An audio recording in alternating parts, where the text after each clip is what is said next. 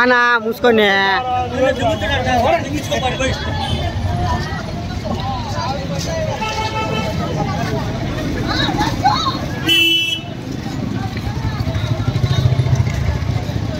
जय चंद्रन्ना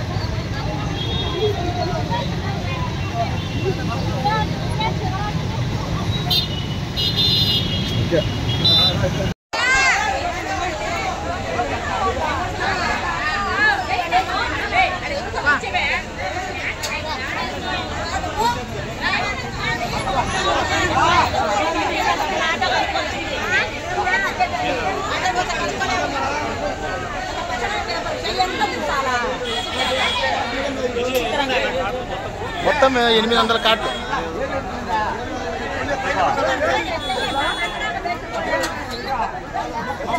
మా పక్కన అమ్మా అట్టా పండి ఎన్నికి పండి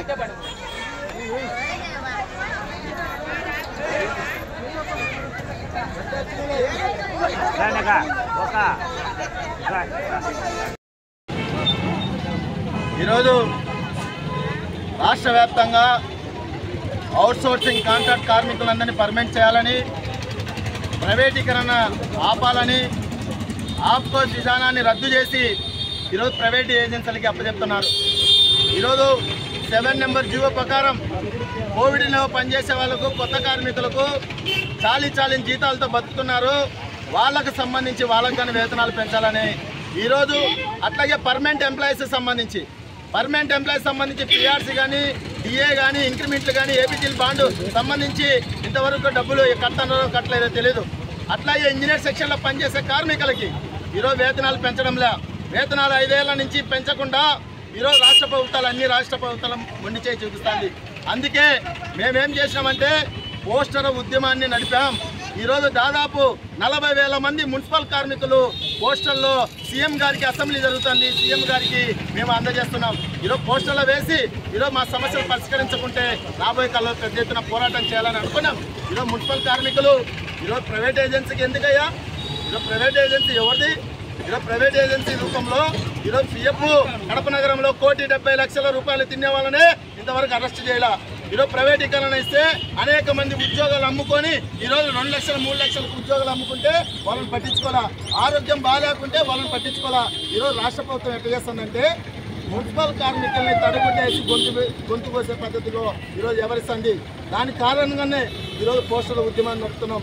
అట్లాగే మేము రాష్ట్ర కమిటీ తీర్మానం చేసింది, ఈ నెల ఖచ్చితంగా పెద్ద ఎత్తున పోరాటానికి సిద్ధమవుతున్నాం. మున్సిపల్ కార్మిక సమస్యల పైన పెద్ద ఎత్తున చలో విజయవాడకు బయలుదేరుతున్నాం. అయ్యా చంద్రబాబు గారు, అయ్యా నారాయణ గారు, గతంలో ముఖ్యమంత్రిగా ఎట్లా మీరు చేసినారో మళ్ళా ప్రతిపక్షంలో కూర్చునేదానికి ప్రయత్నం చేస్తామని మేము తెలియజేస్తున్నాం.